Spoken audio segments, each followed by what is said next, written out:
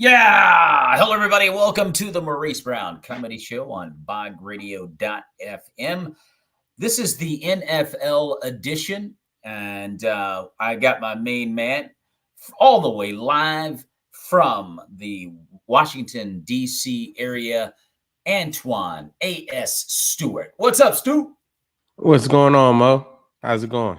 Man, it's going great. We're going to be joined by my nephew, Caleb Lopez, very shortly out of Fort Pierce, Florida, / Port St. Lucie, Florida. And Caleb is coming off of his third game as the kicker on his varsity football team down there. They are a whopping 3-0, and they are molly whopping everyone in their way up to this point. And Caleb will be joining us a little bit later on. But in the meantime, we're going to go to the NFL. And speaking of mollywop, there was some mollywhopping going on yesterday or Sunday in the NFL, and we're gonna take a look at some of those games. There weren't a whole lot of mollywops per se, but there were some interesting finals. I'll say that, one of which included the New York Giants being on the other end of what one would call a mollywop. But we're going to start off with the Thursday night game last week as the Chiefs defeated the Baltimore Ravens 27-20, a very good game. Lamar Jackson came that close to winning, but came up a little bit short. Your thoughts on the Ravens and Chiefs, Stu? Yeah, that was a great game.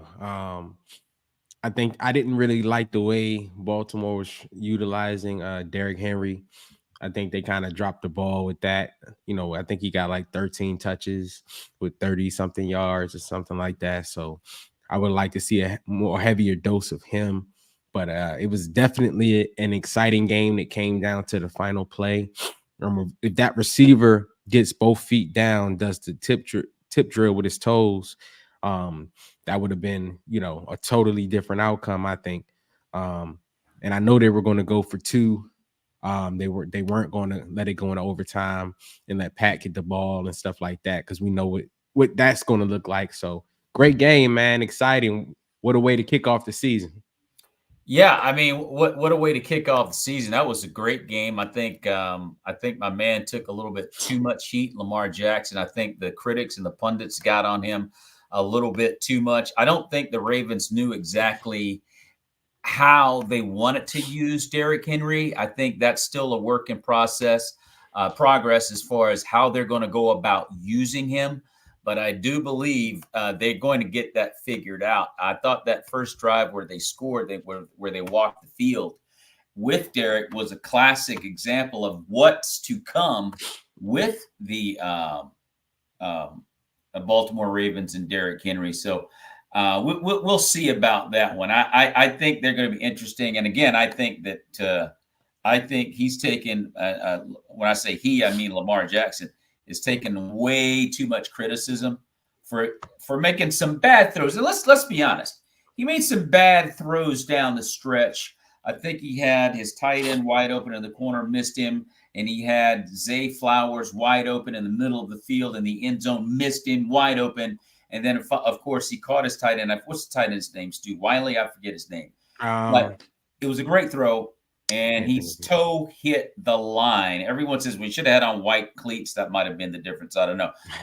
Give him a break. I mean, they were right there, and I think the Ravens are going to be back, and they're going to see the Chiefs again. I don't think this is over by any stretch of the imagination. Let's move over to the Eagles in Green Bay. My team, the Packers, coming up short against Philadelphia. Your thoughts on the Eagles and Packers on last Friday night?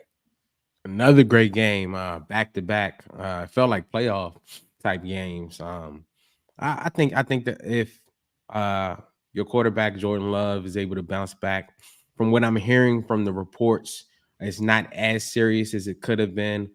They think he'll probably bounce back quicker than what they think he is. Maybe 2 to 3 games, 4 tops. But if you can manage to win a couple of those games while he's out, I think that'll keep you guys in playoff contention. You guys have a great team. I like what I was seeing from you guys. The biggest issue was the defense couldn't stop Saquon Barkley. He just went off for all fantasy football players that have Saquon, they were ecstatic about that. Other than that, I think that you guys are pretty much right where you need to be. You need to figure out how to definitely stop the run against a great back like Saquon, because what you put on tape is what other teams are going to try to duplicate. Everyone may not be Saquon, but if you're weak in the run, that's where teams are going to try to hit you. So, but first game, hopefully, Jordan Love won't be out too long so that you guys can get back in the thick of things. Yeah, hopefully. I think the addition of Saquon Barkley is exactly what I thought it would be. The Eagles are back. They made a lot of mistakes in that game, as well as the Packers. Most of these games out of the gate were sloppy, but I think you kind of got a sample size of what to expect from Philadelphia going forward with Saquon Barkley. Jalen Hurts is going to get sharper. He's going to get crisper.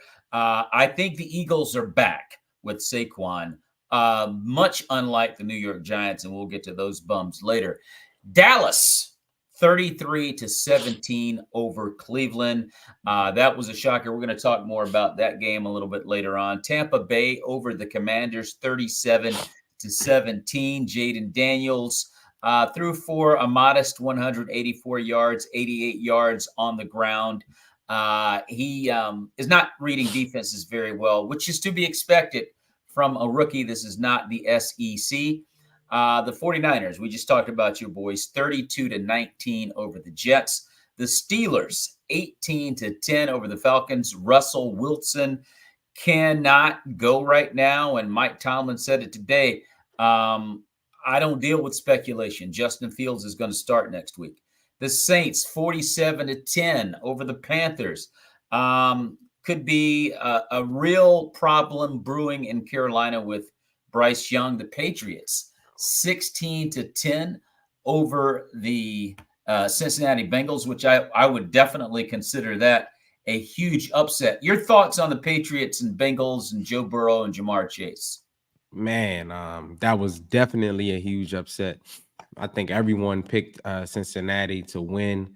I didn't think Patriots had a chance. I thought that Joe Burrow would pick right back up where he left off before the injury last year, and that those guys will be firing on all cylinders. But I was wrong. New regime change in New England. Seems like that's what the doctor ordered. They beat a good team. But this week one, week one is a little sketchy. It's teams that could blow somebody out week one and then have a terrible season. And then, it's week one. I don't want to get too ahead of myself, but it definitely was an eye opener with the performance the Patriots put on. And then also we have the Giants losing to the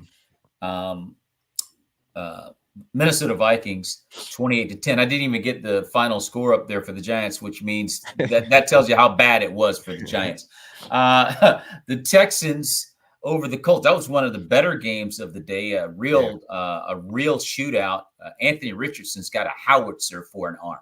That young man has a cannon, and the Packers have to deal with him next week at Green Bay. Thank goodness, with the backup quarterback in Malik Willis. The Seattle Seahawks beating another rookie quarterback on Sunday, 26-20 over Denver. Bo Nix for about 150 yards. Again, the NFL is a whole different animal, and it's going to take some getting used to for these young quarterbacks. But we'll see what happens with that. As I mentioned, Dallas over the Browns, 33-17. San Diego, now the LA Chargers, 22-10 over the Raiders.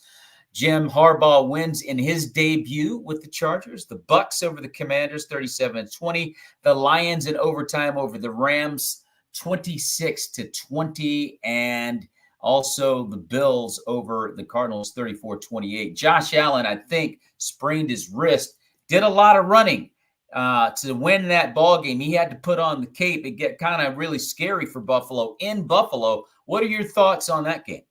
Man, I had basically written Josh Allen off looking at the score, but like you said, he put on the cape, and he did what the greats do. He went to war, and he was able to overcome the adversity and will his team back into a win. So hats off to Josh Allen against a better team. I don't see that happening that way, but he did what he had to do for a week one win. So we're going to look at some NFL headlines, and we're going to start with Justin Fields of the Steelers. Has he done enough, in your opinion, Stu, to be QB1 going forward? I would say no. It's actually a beautiful situation because he is, unless something changes, he is the quarterback they see for the foreseeable future. So with Russell supposed to be starting and he's being injured, that gives you a chance to get him out there, get his feet wet. He's not a rookie anymore. He's more on the lines of a vet, getting accustomed to the playbook, getting accustomed to the receivers and moving the offense. So it's kind of like, a great situation for them because if he wins another one, if he goes on a winning streak, do you put Russell Wilson in when he's healthy? That's a whole nother conversation to have. But I don't think he's done enough to quite start yet. But I think it's good that he's getting the reps and building up that what he wouldn't be getting right now if Russell was starting. So I think that's a good thing for them. Yeah, I would agree with you. That was an ugly game. There was nothing Yeah. pretty about the Falcons and Steelers. Pittsburgh's defense, I think, stood out more than anything.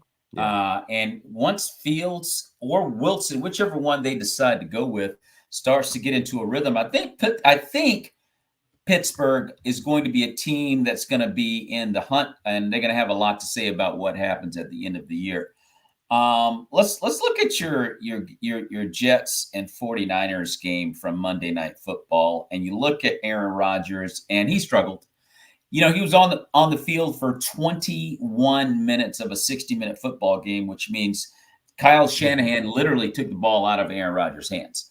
Ball control, eating the clock. Jordan Mason in for Christian McCaffrey. Didn't see any difference. The running scheme, blocking scheme that Kyle Shanahan has in place, it almost doesn't matter who you put back there. They're going to eat up the yards on the ground. And of course, that sets up your play action, and that allows your quarterback to have a pretty good day. My question is, are the Jets better at 0-1 with Rodgers than they were last year at 1-0 without him? And is Coach Robert Saleh on the clock?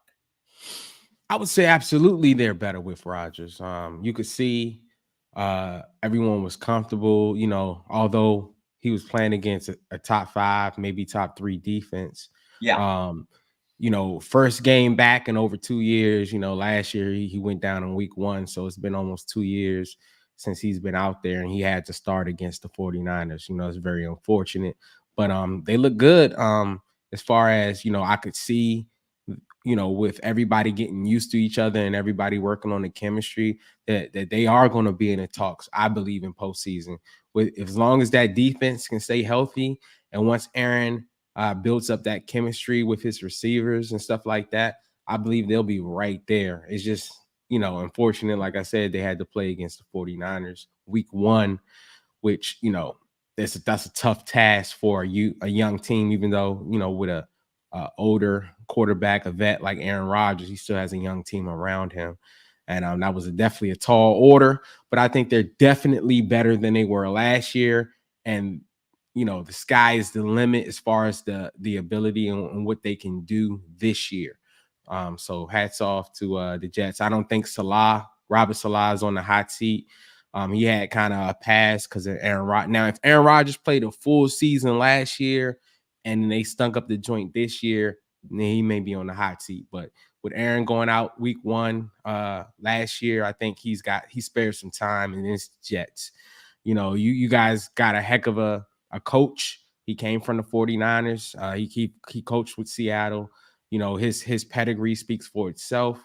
And I'm pretty sure a lot of people would love to have him. So I think the Jets should hold on to him and allow him time and the opportunity to really build that team. I'm going to say 2 things, one of which may make you a little bit uncomfortable, but I'm going to throw it out. One, I do think it's unfair to judge Rodgers and the Jets against the 49ers, a Super Bowl contender last year, and basically for the last 4 years have been in the Super Bowl hunt on the road, having gone 610 days around about without taking a snap on the road in San Francisco. Kind of hard to come out there and do you think. So I think we'll give him a pass on that. Yeah, I think they're better with Rodgers, no question. I don't think that, and I think they're going to be a pretty good ball club. But on the other hand, I look at the 49ers and I think Kyle Shanahan is probably the greatest scheme play caller in the NFL, not only now, arguably in history. You could argue that. And the question at the end of the day becomes, are the 49ers on the clock themselves? I said Robert Saleh, but to me, the San Francisco 49ers are the best team in the NFL. And when it comes down to getting it done, Kyle Shanahan unfortunately folds. And I guess the question is he on the clock more so than Saleh in that the question becomes, is he a choker? Your response. Nah, he's not on the clock. I mean, when you look at it from the perspective that out of 32 teams, only one team is going to win the Super Bowl every year. And then you take a guy who's getting you to the NFC championship games and to the Super Bowl, that's giving you the best shot. You think of the odds. That's why, like at the beginning, before the season started, Vegas, I have a thing where it's like, who do you if you bet on somebody winning the Super Bowl before the season started, if you won, you'd be probably a millionaire, or extremely wealthy. That's how bad that's how hard the odds are for a team to win it. Not only make it to the Super Bowl, but win it. And with Cal, just like we had with John Harbaugh, um, or Jim Harbaugh, uh, we were in the Super Bowl games, we were in the championship games. They fired him. That would be an extremely huge mistake to do that with Cal. We're in the same situation. We're in the Super Bowl, we're in the championships. We're going to win one of them, but it's not like he's going against scrubs. You got arguably maybe the second best when it's all said and done, or the best quarterback of all time, Patrick Mahomes. When he finishes and hangs his pads up, who knows where he's going to go down in history as far as rankings with him and Tom Brady and Joe Montana and all those type of names. So it's not like we're losing to scrubs. We're losing to the best. Like if you lost to Brady, it's Tom Brady. We're going to figure out a way to get one of those wins, most definitely. But I think if you change the dynamic that we have now, you see how hard it is to start over, rebuilding from a culture to a system, offense, defense, coaches, all the people that respect him, that want to play for him. Everything starts over and it becomes that much harder just to even maintain the same success that we were doing with Cal and Shanahan. So starting over, I don't think so. We're in the fight every year. We're right there to actually win a Super Bowl. I think that gives you the best chance. I think we will win the Super Bowl with Kyle Shanahan. We'll figure that out because the last two Super Bowls we lost came against the Chiefs, and they came down to like the final drive to the very end. So it's not like we ever got blown out or embarrassed in the Super Bowl. Those were both close losses to Patrick Mahomes. So I think your best bet is to keep what you got now and allow him to keep doing what he's doing, and hopefully we can win one of those things. Let's switch over to another NFL headline, and it's Deshaun Watson.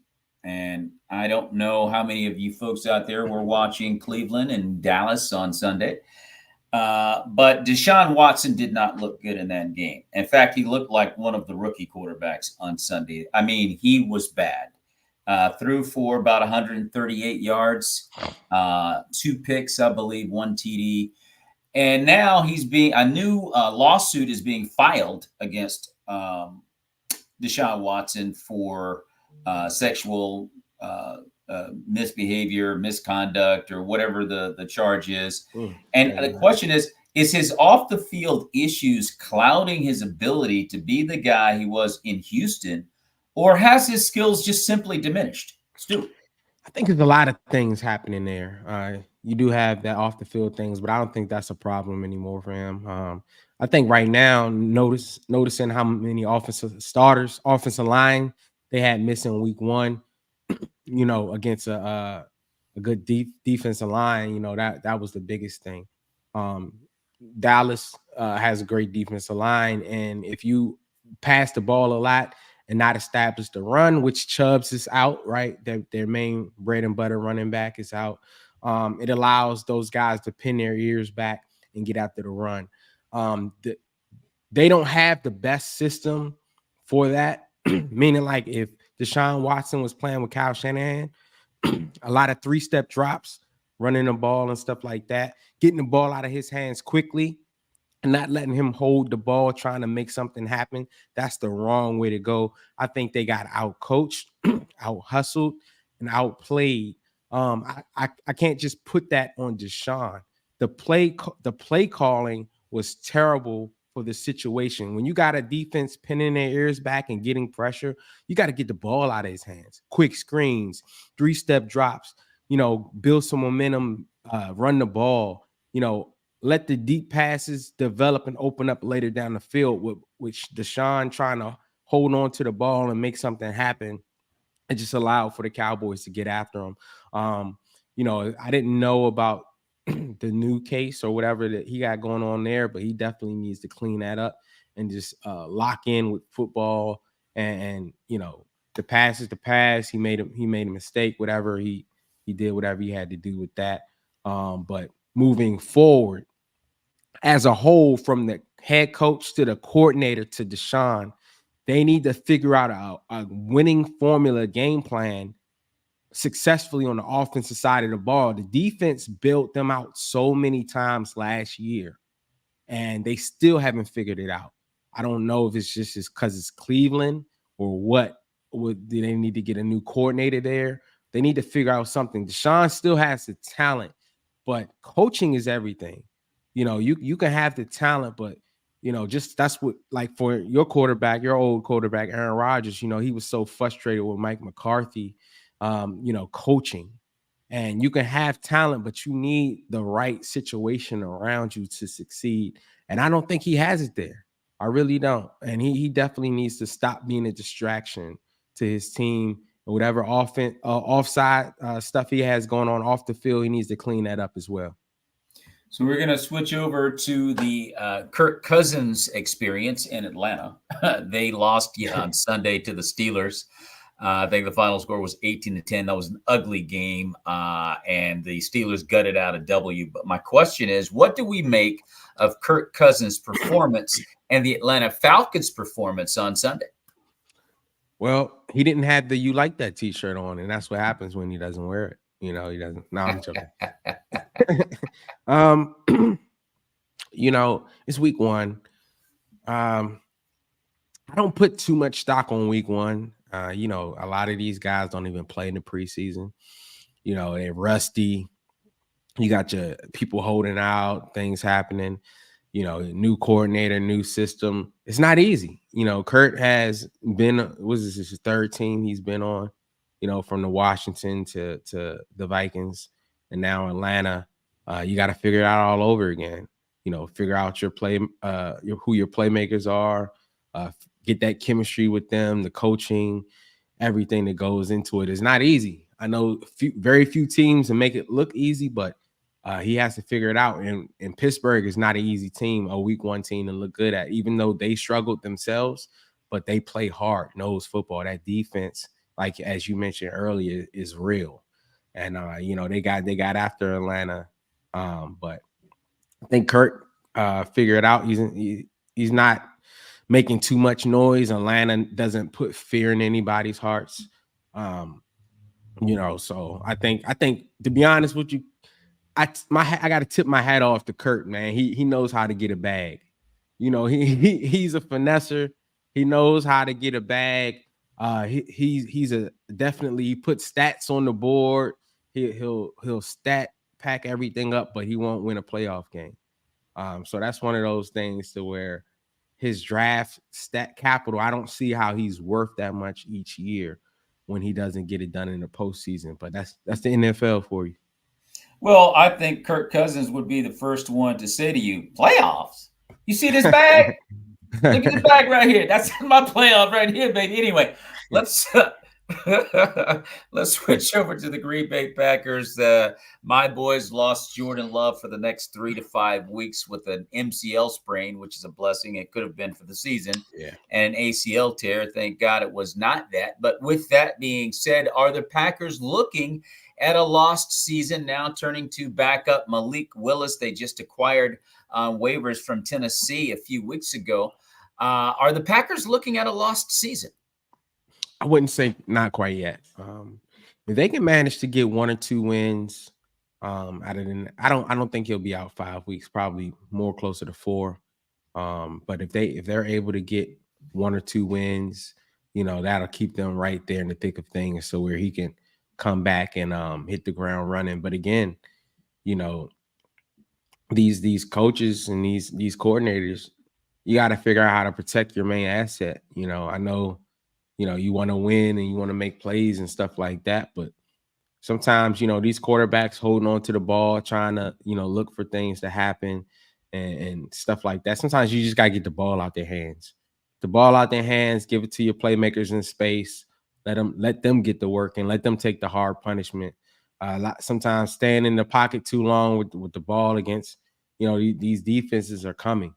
And every time, someone gets beat, it's an opportunity to end your season right there with a hit. So very unfortunate, but definitely glad that it wasn't anything serious than what it was. But I think you guys, I don't think it's not time to wave in the towel just yet. I think that, if you can get a win or two out of that situation with a backup, which is not nothing too crazy, it can definitely happen. I think you'll be right in the thick of things when he comes back. So we're going to switch over and look at the rookie quarterbacks in week one. Bo Nix, Jaden Daniels, and my gosh, who am I forgetting? Bo Nix, Jaden, and Caleb Williams, Yeah. all of which threw for no more than 130, 140 yards, a couple of picks thrown in there.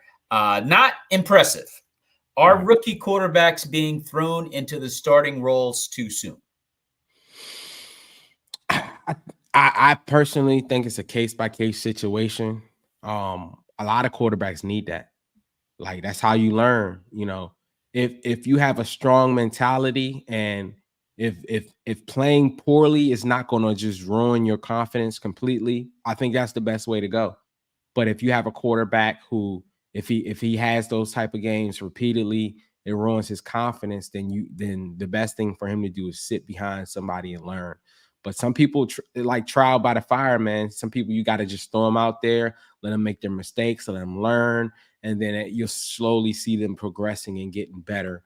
It's up to those head coaches and coordinators to figure out individually which one is their guy. Is it a guy who can learn by trial by the fire, or is it a guy who's better off, sitting behind and watching? That's up to the coaches to figure that out. I think like with Kalen Williams, I think he's more of a try by the fire type of guy. He got to get out there. He has to go through that humbling experience. I think he came into the league too high on himself, and he has to get humbled, to buckle down and get to football, get to the film, understand that everybody's great at this level. Everybody's great, everybody's faster. You really got to put that work in. Your skill and athletic ability is not going to get you that far. You're going to have to put the work in the film room, building the chemistry, helping putting your 2 cents in with the game plan on things you like and you don't like. All of that comes into play right there. So Well, I know Sean Payton said that he had a plan. I believe George Custer, General George Custer, had one too. We know how that went. Anyway, that being said, let's let's go to Bryce Young and the Carolina Panthers. Not a good day, and this is the second-year quarterback who we're at this point expecting progression. Nothing seems to have changed. Is Bryce Young better off sitting and watching Andy Dalton as QB1 in Carolina? I think that's the same answer as the last one. It just depends on what type of guy he is. If he's a guy that's going to get flustered and it's going to become too much for him, then yeah, I would put Dalton in there. If he's a guy that's driven on just getting better at his craft, then he needs to be out there, because if he's going to have these mistakes sitting back, you don't want to have him sit for 2 years or so and then get out there and look like that. You if you're going to make these mistakes, get it out your system now. Josh Allen looked like trash for 2 years. In his third year, something clicked, a light bulb came on, and he figured it out. They do have some better talent around him, but the biggest thing is the running game.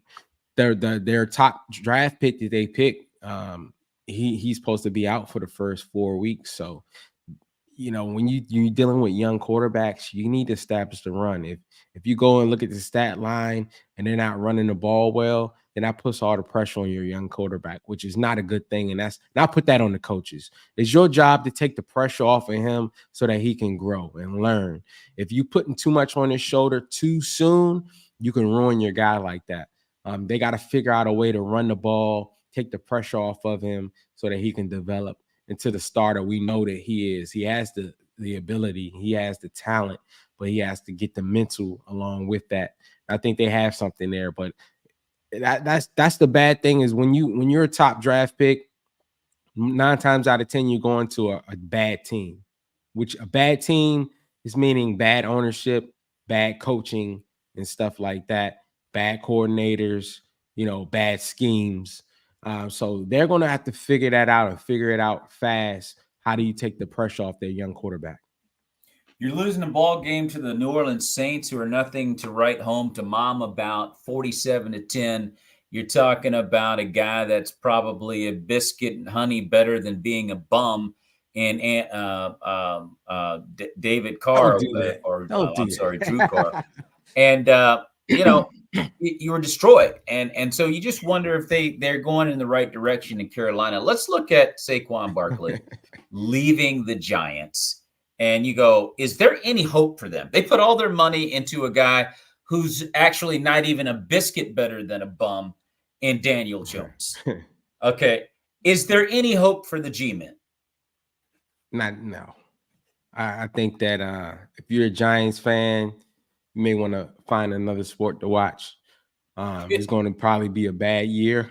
They don't really have too much to cheer for. Their quarterback should have never got paid. He should have never been the guy. That was a lot of controversy around that, and it shows you why. But from an organizational standpoint, from the head coach and GM and whoever else, they need a complete rebuild and start over. Hit the reset button, start over, figure it out, do what the Jets did, try to get some great coaches in there who players want to flock to. They know that, he's coming from a winning organization. Let's get around him and he's going to build a real team, because the Giants right now are not a real team. They lost their best weapon in Saquon. No one's afraid of them. They don't put fear in anybody's hearts. They're just another spanking on the list. So if you're a Giants fan, it's going to be a long year. Hang in, buckle up. Buckle up, and I mean buckle up good and tight, because this is going to be, man.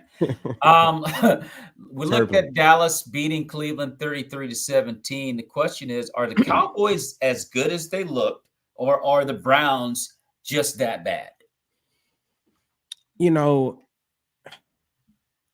Cowboys look great when you play into the way they like to play football, which is exactly what Cleveland did.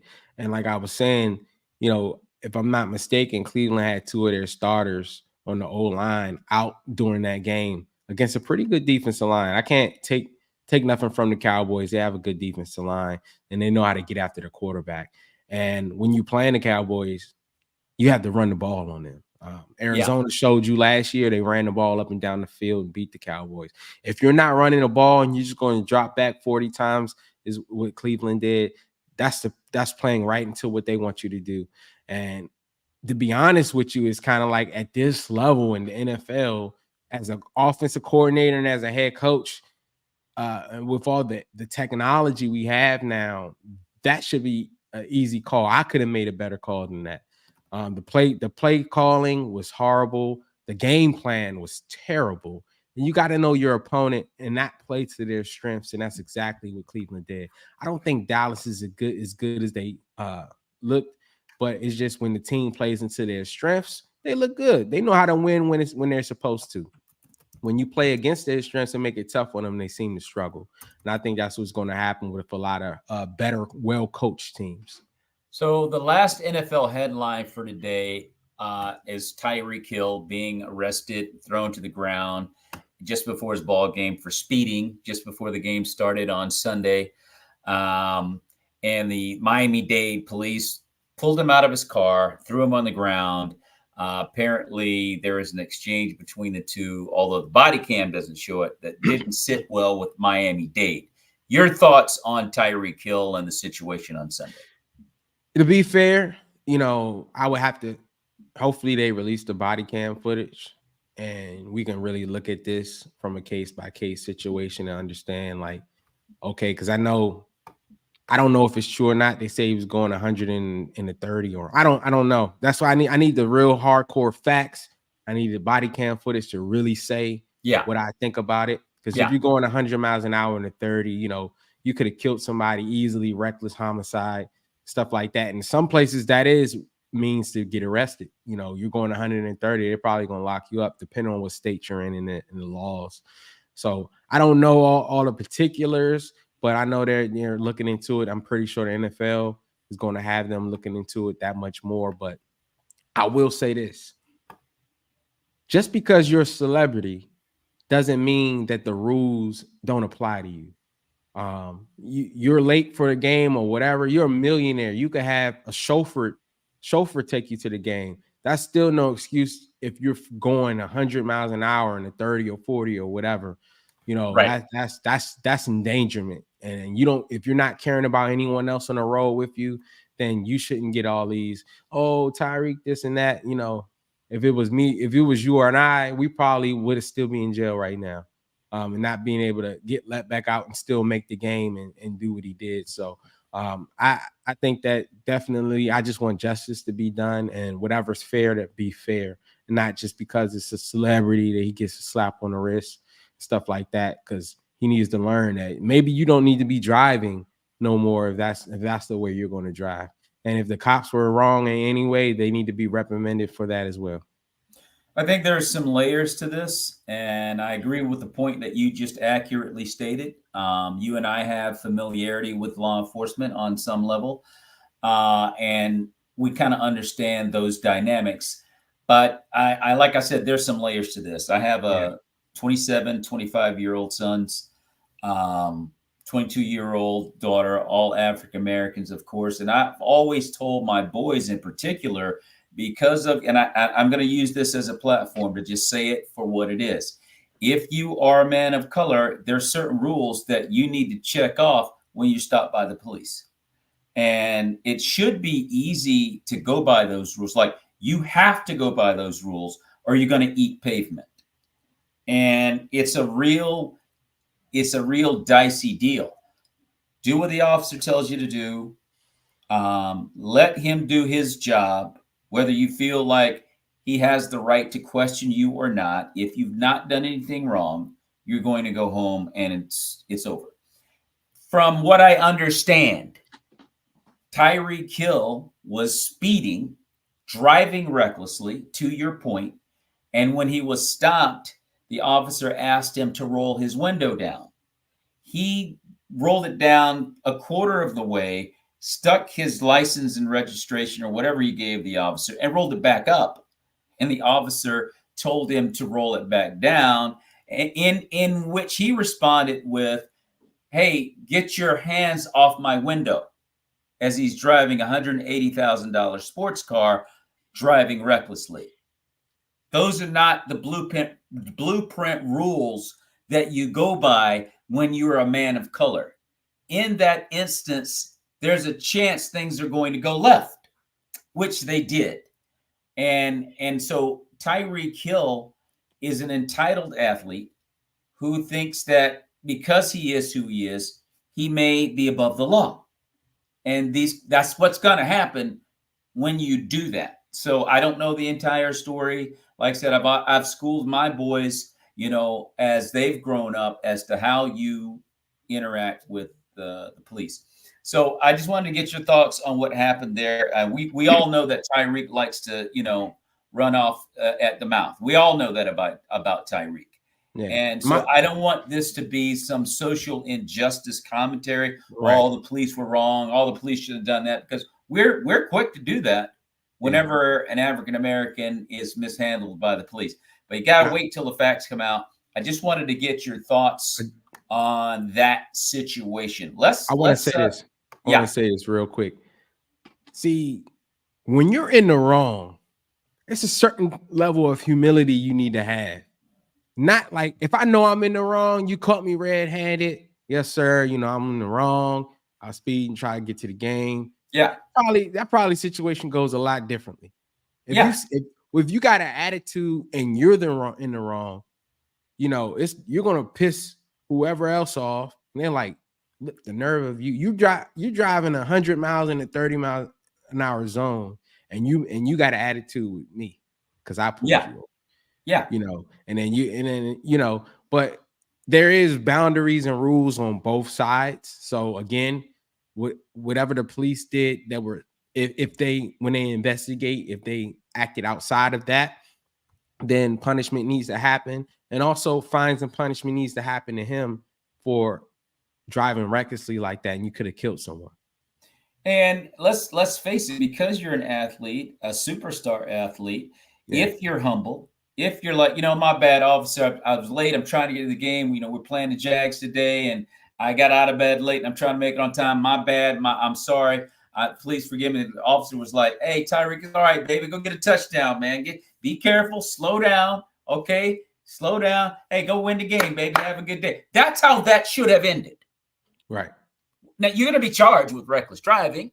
You may or may. Hey, if you act like you have some common sense, you may not have even been charged for that because of who you are. Not that they should have done that. I'm just saying that could have gone the opposite way. No headlines, and we move on to week 2. So I agree with you. I mean, it didn't have to be like that. We're gonna go to the NFL power rankings of the day and look at who our NFL Power 5 teams are as far as who we believe they are. And we'll start with the NFC. And I have them as follows. The 49ers, number 1 in the NFC, followed by Detroit. I got the Eagles up to 3. I got the Cowboys up to 4. And I slide the Rams in at number 5. Your thoughts? Yeah, I like that. I think that's a pretty fair list, especially with your with Love going down, you know. Because I definitely would have Green Bay in that list, even if they were number 5. But I think with how it all played out in week 1, I think that's a pretty fair list. I'll keep it like that. Yeah, I think the Packers are out of it right now. I mean, they have some real issues that they have got to address now. Your $220 million quarterback is gone for a good chunk of the quarter of the season. So that changes their dynamic. The Rams look really good. I mean, the Rams they're good. They lost the Lions, but they gave Detroit all they wanted in Detroit. They were a playoff team last year. And I think the Cowboys showed, hey, we're still the same regular season Cowboys. We play really well in the regular season, 11, 12 wins last 3-4 years. And then Philadelphia with Saquon Barkley, they may be back. Jalen's got help back there. They could be a problem. So I got them there. And, Detroit right now looks like a team that may want to challenge San Francisco. But for my money, I've seen no evidence that the 49ers should be worried about anybody in the NFC. But they're going to have to play the games. In the AFC, I've got the Chiefs, followed by Baltimore, the Chargers, Buffalo, and Houston. Your thoughts, Stu? Yeah, I think that's fair. I would probably put the Texans over the Bills. Yeah. I think that it's just like we thought. The Bills aren't that good of a team. Yes, Josh Allen was able to put the cape on, but against a better team, I don't think he wins that game. I like the Texans over the Bills, and to be honest, I like the Texans over the Chargers. Yeah, that would be fair. I think that would be the better play. Yeah.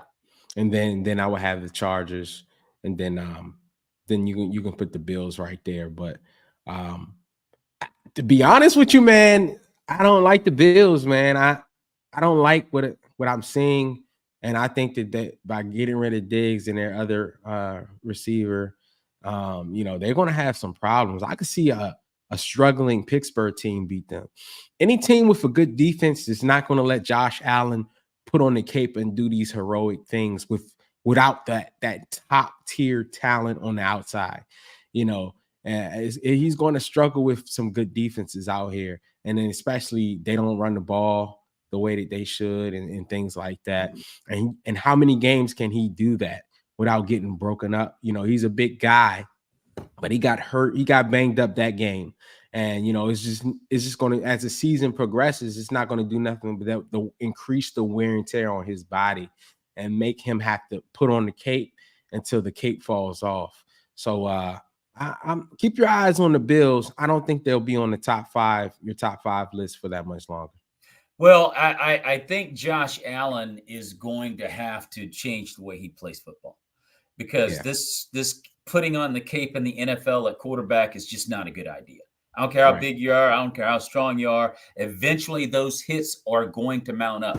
And, I mean, they had to wrap his wrist up at the end of that game because he had to put the cape on to win it. I think he runs out of that pocket because he just doesn't know what he's looking at.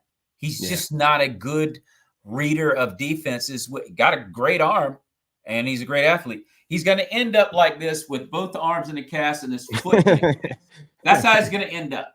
So you cannot at that position continue to run out of the pocket and try to run linebackers over. Ask Cam Newton. Ask Cam Newton. Cam Newton ended up going 8-9 years into his career, and when his body betrayed him, he realized he doesn't know how to play from the pocket. And that's what Josh Allen is essentially going to face if he doesn't stop doing that. It's not a good play. Let's look at the NFL Power Five. For the league, I've got KC at number 1, followed by San Francisco, Baltimore, Detroit, and the Rams. Your thoughts? I like that. Of course, you can play mix and match with that last team. You can throw. I would. No, me personally, I would add the Texans in there. I would probably bump the Rams out, add the Texans in there, and that would be my top 5. The Rams are a good team, but I like what I'm seeing more from the Texans. The Rams got banged up a lot there. They're struggling on the O-line. Puka went out. He got injured. They have still a great team, but I like the Rams at 6, and I like Texans at squeezing in that top 5 spot. CJ he's just different. But you're pretty spot on with their. Looking at the Chiefs, man. We'll see what happens. We may have to see them guys again. Oh no, I think absolutely you're going to see them again. I think we're going to get a Super Bowl rematch between those two. But we've got a lot of football to play. We'll see what happens. That's what makes it fun. Let's look at the Week 2 upcoming matchup, starting with Thursday night on Prime Video. Buffalo goes to Miami. Your thoughts on this matchup? This is where I believe that if Josh Allen has another cape game, he's capable of doing that against this team. Miami is more of a finesse team, but the problem is Miami can score also. So if Tyreek and company and Waddle and those boys go off and Buffalo can't stop it, they're in trouble. Because if a team is scoring too much and now Josh Allen really has to sling that thing around the field, even they're going to get some picks off of him, because if he's put in that position. But this is a game that I would favor Miami, but the Bills have a shot just because of, Miami's defense is not the best. They are not the best. Miami is a team where Josh could literally, in my opinion, put on the cape and get away with that kind of play just because the Dolphins are not that kind of team. And by the way, the Cardinals were not that kind of team either that could put you on the sideline. But as he gets deeper into the season and he thinks he, for example, can put on that cape against someone like the Pittsburgh Steelers, someone like even the Browns, their defense, someone like the Jets, if they run into a team like the 49ers, he could very well end up. You remember when I said he can end up with both arms in the cast and his foot in the cast? Yeah. That's the game. Anyway, what?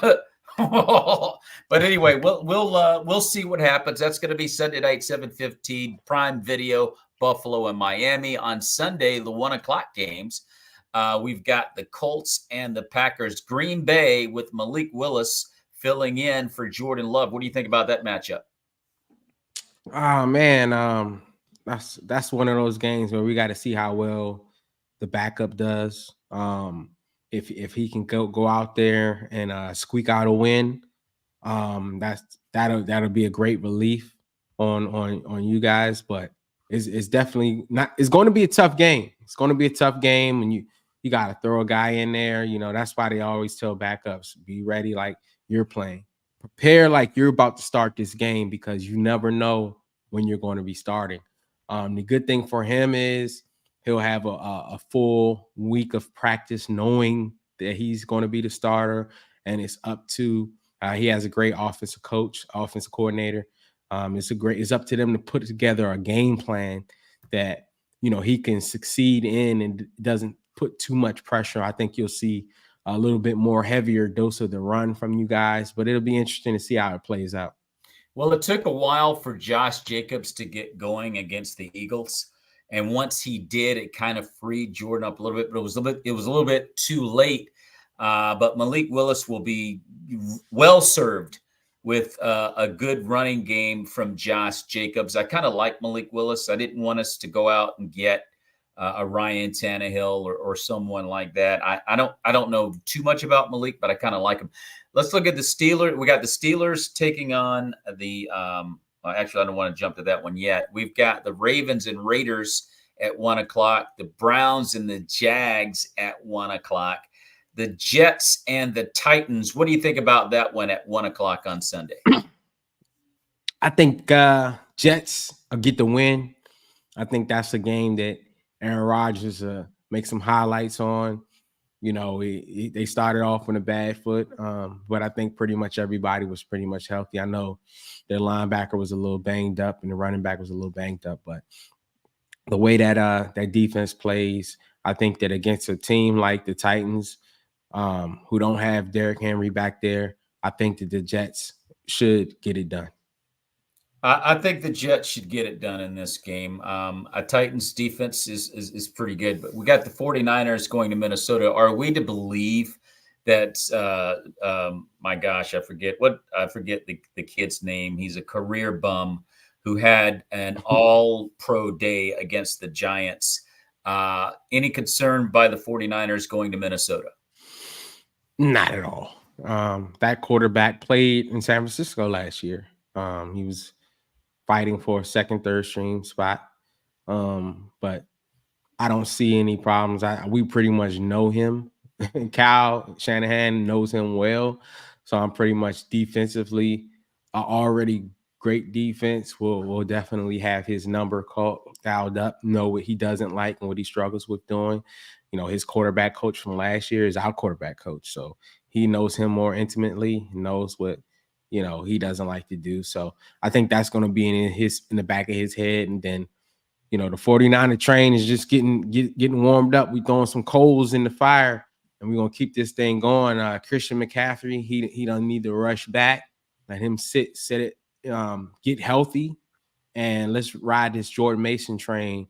And I think Ayuk could have a better game this week and take some of the pressure off of Debo and let Kittle go off a little bit. But I think it'll be a fun game for us. Yeah, I do too. This will be like going to the amusement park. We got the Chargers and the Panthers at 1 o'clock. The Seahawks and the Patriots at 1 o'clock. The Saints and Cowboys also at 1. The Giants and Commanders in DC at 1 o'clock on Sunday. Game of the day at 1 o'clock, I think, will be the Bucks and the Lions. Your thoughts on Tampa and Detroit? That's going to be that's going to be an interesting game. Of course, I have Detroit favored, but the Bucks are no slouch. Baker Mayfield says he's in a situation to where he's happy to be there. He doesn't feel like if he messes up, that they're going to bench him. Like, he's always competing for a job. He feels like he solidified the guy there, which he is. He does have some great talent around him on the wide receiver position. So, and a defense that plays hard-nosed football too. So it's going to be tough. It's not going to be an easy win for Detroit. And I wouldn't be surprised if Tampa Bay got the win. So it's going to be one of those games that it may go down to the wire. I hate to say this, and I never thought I would, but I think it's time to start recognizing, the play from the quarterback position for what it is from Baker Mayfield, and it may be about time to put a little bit of respect on his name. He's playing reputable football at QB1 for the Bucs. It is what it is. I'm not a Baker fan, but I'm just going to have to give him his props. He's playing some decent football. And I want to add this. Just think, this is how much coaching, this is how much weight you got to put on the coaches. Baker Mayfield was in Cleveland. He played good in spots. He was a very spotty guy. He would have some great plays and have some not so great plays. But having those coaches around you who has a scheme that fits what you like to do and having some weapons around you, sometimes is all the difference. We know from college that these guys can play. But it's unfortunate that a lot of guys don't get the same treatment once they come in the league. Some guys are better off. Like you look at Brock Purdy, he's in a situation that any quarterback would love to be in.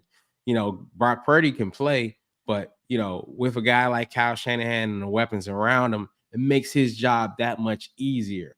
When you're not on a team that has that type of atmosphere around you, it makes it that much harder for you. So I'm glad that Baker is in a spot where he feels confident, he feels wanted and needed. And he's able to just play football and not worry about all the other shenanigans. So at 4:05, we got the Rams taking on the Cardinals. 4:25, the Steelers visit Denver. Bengals don't get a break, and they go to Kansas City to take on the Chiefs. Sunday Night Football, we got the Bears and the Texans, and Monday Night Football at 8:15 on ABC, ESPN. The Atlanta Falcons travel to Philadelphia. Any one of those games strike you as an interesting watch for week 2? For me, it's the Bears and the Texans, because this is a game to where I think the Texans are going to put a beat down on the Bears. And Caleb Williams, we'll see how he handles the loss. All that, he played horrible, but he won. So it kind of gave him that little edge, but we won, but I don't think they're going to beat the Texans, and he's going to have to hear the press and the people questioning him and pointing out his stats, and we'll see how he does in the hot seat. As far as the Chiefs and the Bengals, I'm hoping the Bengals will make it a game. I had high aspirations for that game, but the way the Bengals played last week, they'll definitely have to play a lot better if they even want to think about beating the Chiefs. And I have Philly taking care of business at home against Atlanta Falcons. And ladies and gentlemen, there you have it. Then week 2 matchups coming up this Sunday. It's been a great start to the NFL season, and I think it's going to be an exciting year. No question about that. Stu, thank you for being on the show. We'll be back next week, ladies and gentlemen, and continue to break down the NFL. And my nephew, Caleb, hopefully will be able to join us. And hopefully Josh Allen will be able to make it through another week before he ends up in a cast and all that stuff. Eric, hopefully Josh can make it. Anyway, Stu, hey, dude, have yourself a great week, and we'll see you next week. May the peace of Christ be with you and your family. God bless.